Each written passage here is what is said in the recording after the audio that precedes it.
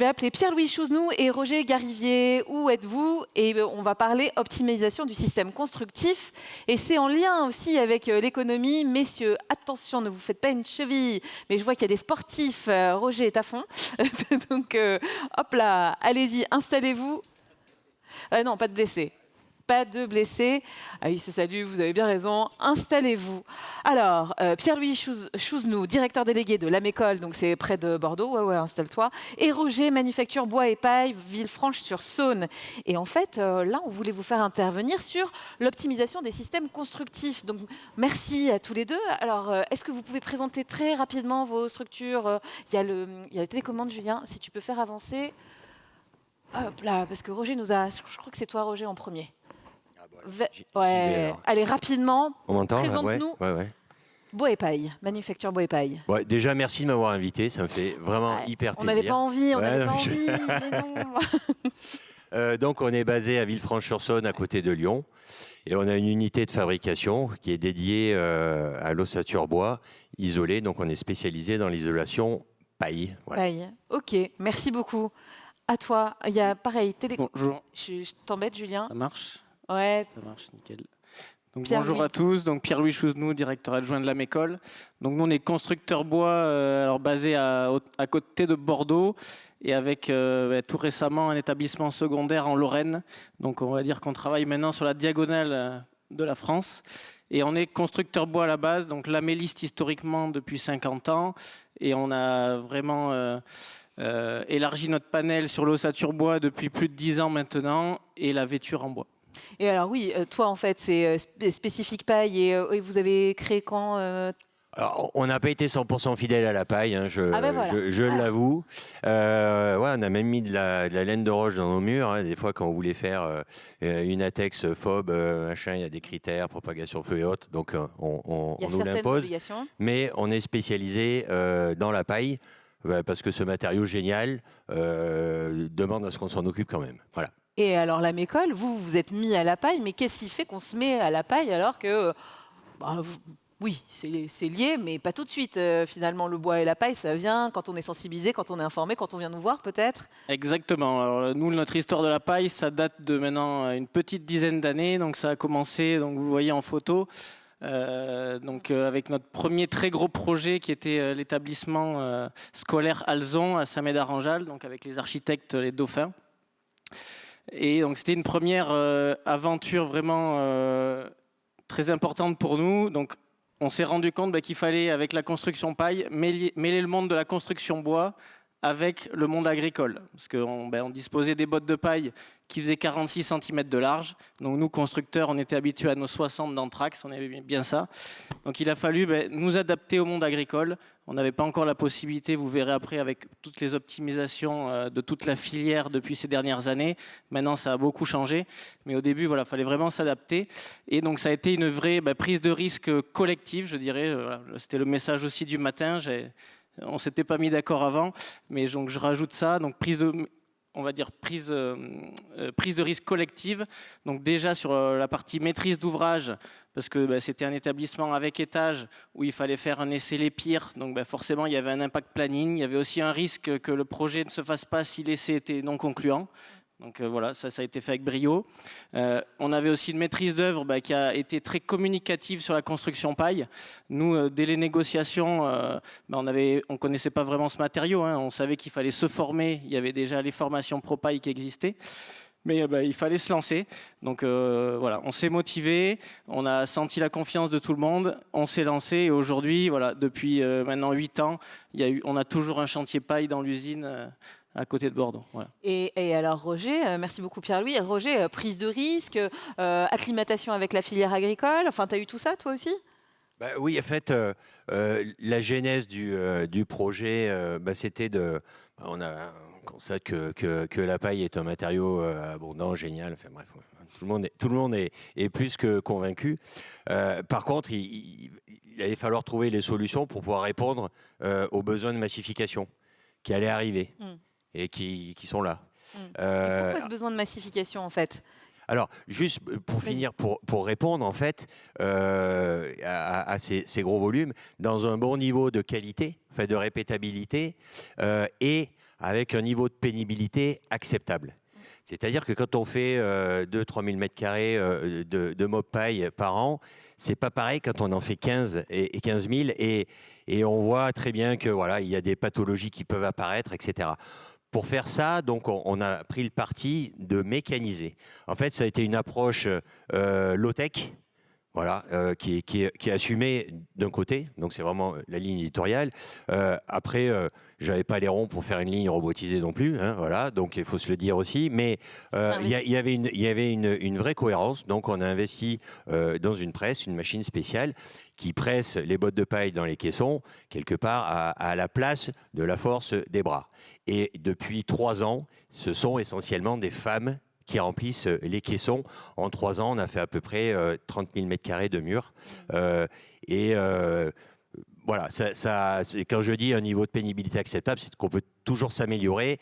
Mais voilà, on travaille, c'est pas pour casser des personnes.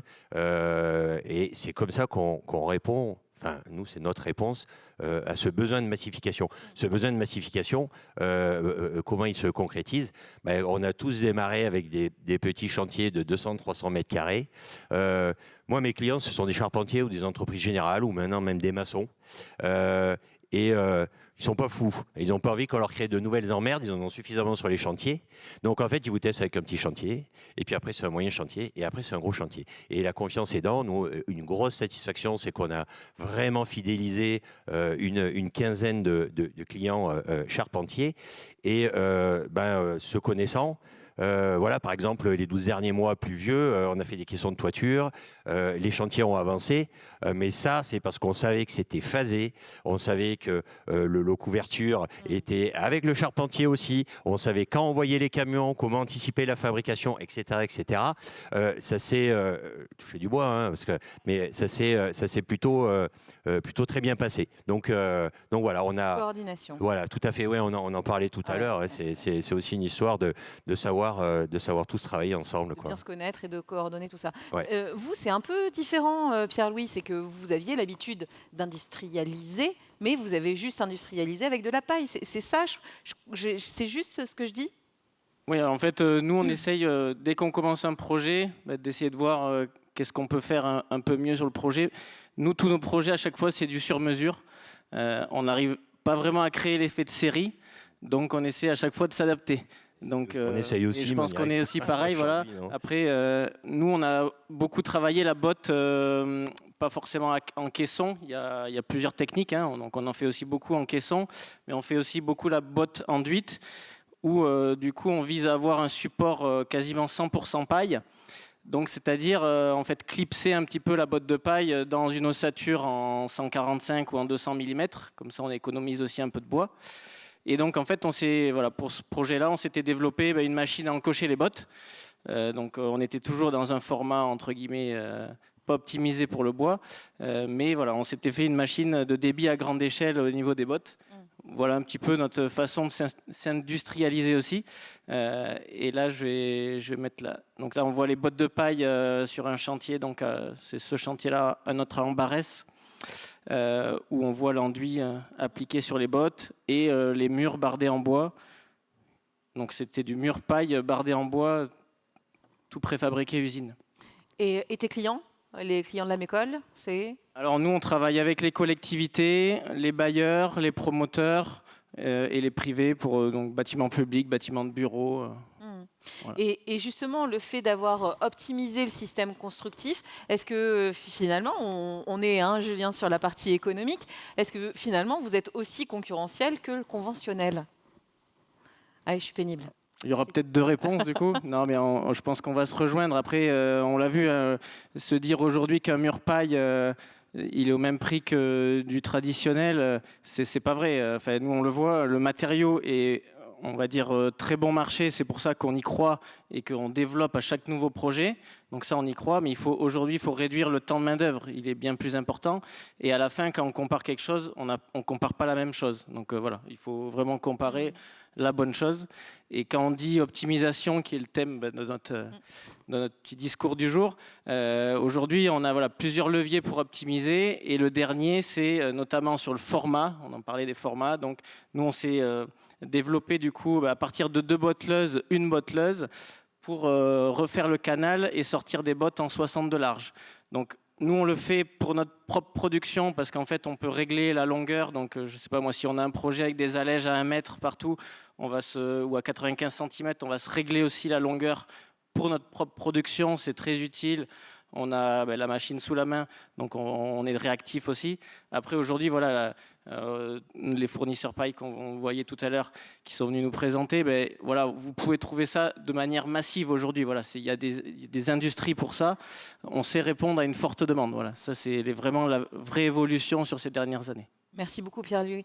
Même réponse que Pierre-Louis, ou tu vois les choses un peu différemment?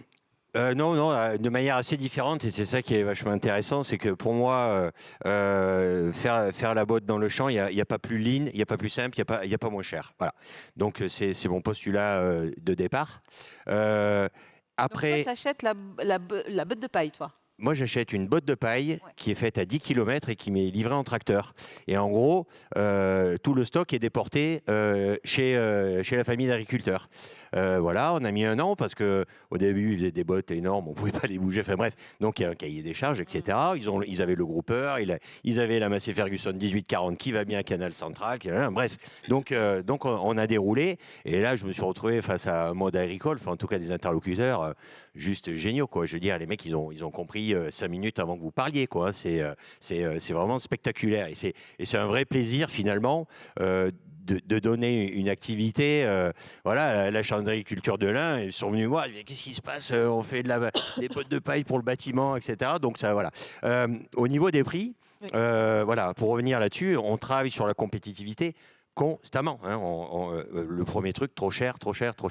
On en a parlé sans arrêt. Il y a plusieurs axes, évidemment, industriellement. Je casse un peu le mythe de plus on va en faire, moins ça sera cher.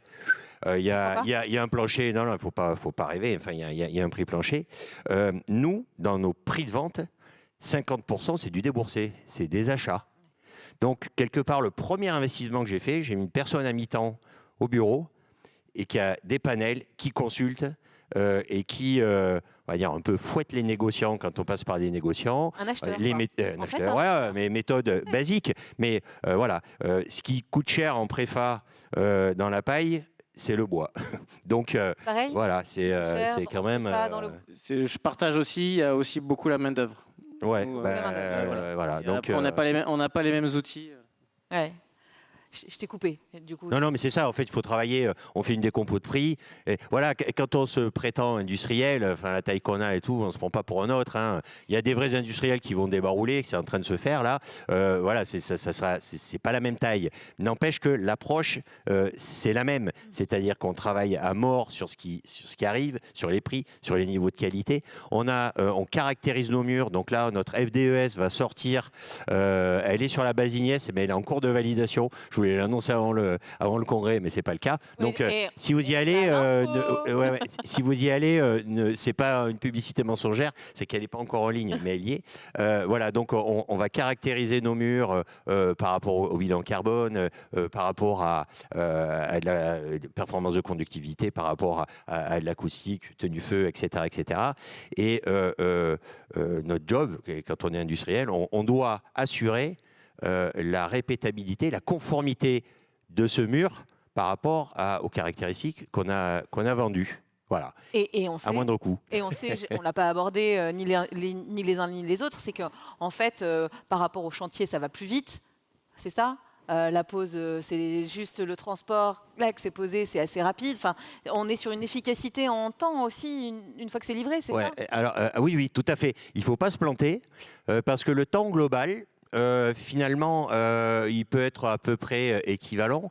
On a plus de temps en amont, en études, en préfa, et à poser à poser aujourd'hui, nous, ça pose 200 mètres carrés par jour. Oui. C'est vraiment incroyable. C'est Du le temps de coup, chantier, en ça nous met, de sacrées contraintes parce que quand on commence à envoyer les premiers camions, il faut que 80% du chantier soit fabriqué parce que la grue, elle n'attend pas, quoi. Hein. Il pose, bien sûr, 2 fois plus vite, en gros, que ce qu'on fabrique.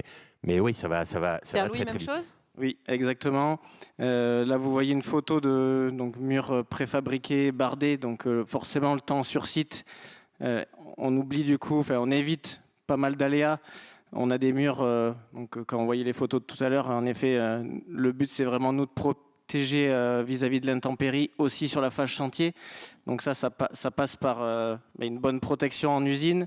Ça passe aussi par un bon phasage chantier, parce que voilà, il ne faut pas que la couverture arrive 6 mois après, il ne faut pas que les menuiseries arrivent 6 mois après. Voilà, ça c'est notre travail quotidien. C'est vraiment le plus dur, je dirais.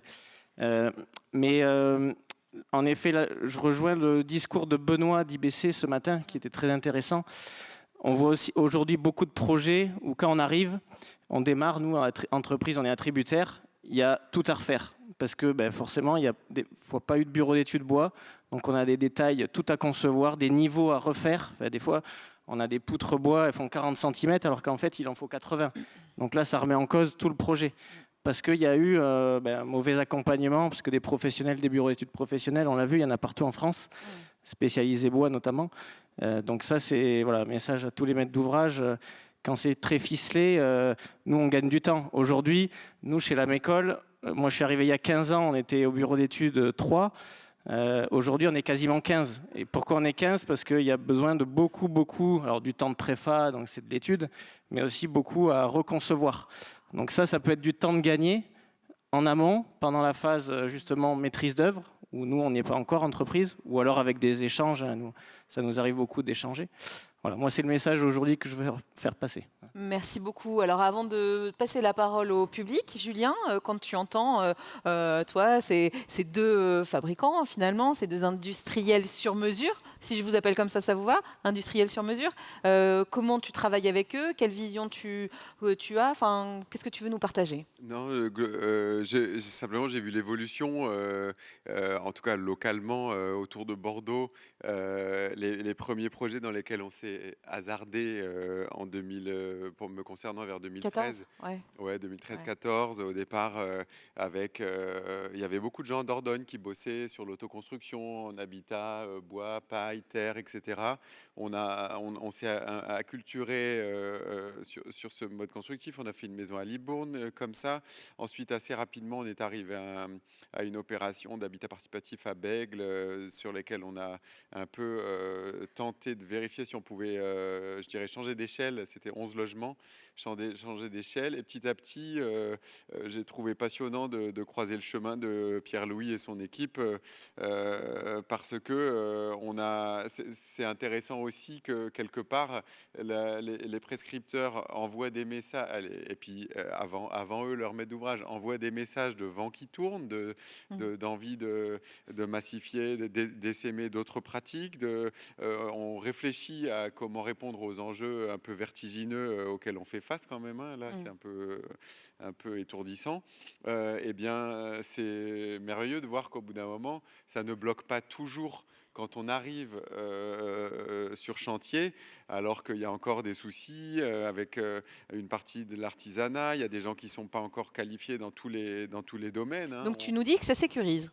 Ça sécurise, et on voit si tu veux, une appropriation. Il y a quelqu'un dans une entreprise de construction qui se dit, ou chez un charpentier, qui se dit, on va y aller, on va prendre le risque, comme l'évoquait Pierre-Louis à l'instant.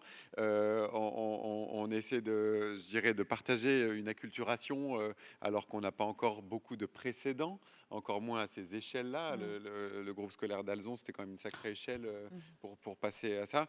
Et c'est super, parce que c'est la somme de cette intelligence collective qui permet de bouger les lignes. C'est certain, ça crée des précédents, et derrière, on peut parler de réplication, et on peut continuer enfin à travailler sur l'optimisation technico-économique, etc. Merci beaucoup, Julien. Une question pour toi, Roger. Tu nous l'as annoncé, il y a une FDES.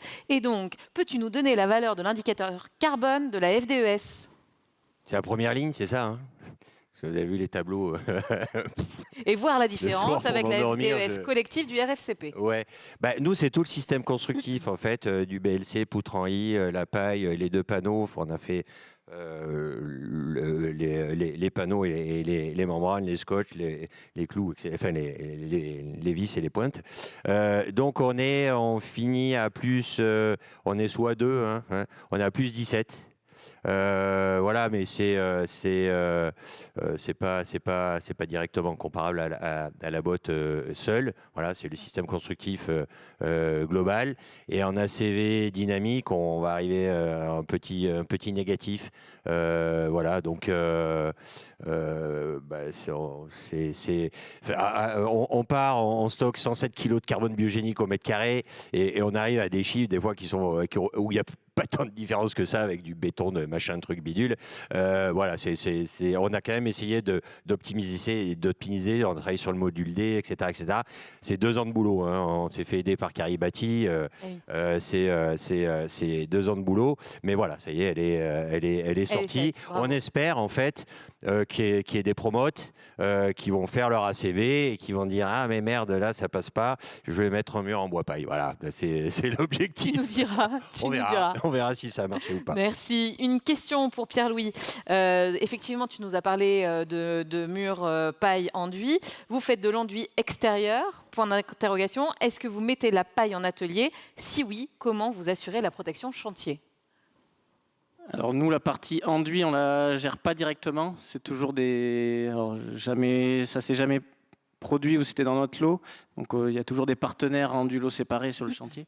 Mais par contre, nous, la paille, c'est du hors site, donc préfabriqué en usine. Donc ça veut dire, en effet, bien maîtriser l'aléa chantier, donc bien protéger les murs.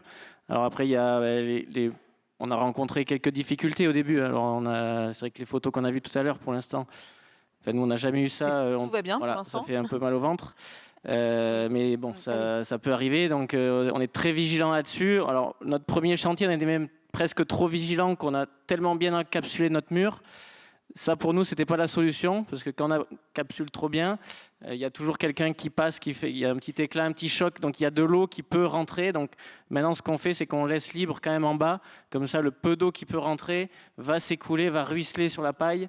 Et jusque-là, on se porte bien là sur nos derniers chantiers, sur peut-être 2-3 000 bottes, on a dû en changer 10, quoi. Donc, Oui. donc voilà, Ça se passe plutôt bien. voilà, Ok. si on est vigilant, on peut y arriver, mais il faut que le chantier s'y prête aussi. Il ne faut pas que les plannings soient non plus à la verticale. C'est tout un ensemble, quoi. On n'est pas C'est non toute plus une seul coordination que là-dessus. tu évoquais tout à l'heure. C'est ça. On va passer à la partie questions-réponses du public. Là, on a eu via Gabriel. Merci Gabriel. Est-ce qu'il y a des questions? Tout est clair? Allez, une question. Et pendant ce temps, j'appelle Nicolas à me rejoindre parce qu'on va faire un petit focus pop. Installe-toi avec nous. Merci de vous présenter avant de prendre la parole. Bonsoir, Julien Perlancar, donc isobio.fr. On est contractant général en Ile-de-France et on fait que du biosourcé. Donc on vend que du biosourcé sur du particulier, donc plusieurs maisons individuelles. Tout à l'heure, on a vu sur un slide qu'il y avait les coûts des différents matériaux et il semblait que la laine de verre commençait à être de plus en plus chère par rapport au biosourcé. L'impression que je me pose, c'est par rapport au coût de transport. Parce que la laine de verre, on la compresse 8 fois. Et donc, c'est un vrai avantage compétitif. Et j'ai l'impression qu'avec la mécanisation, on va arriver à supprimer ce coût de transport. Donc, quelle est la part de transport aujourd'hui que vous arrivez à économiser et quelle est la prospective que vous avez par rapport à ça? Est-ce que vous pensez que cet avantage compétitif sur le transport va s'amplifier? Alors, transport produit fini ou matière première? Depuis la matière première et puis le transport de l'usine jusqu'au chantier en fait. Ouais. Matière première, la botte de paille, il faut faire du circuit court, puis c'est réglé. Voilà.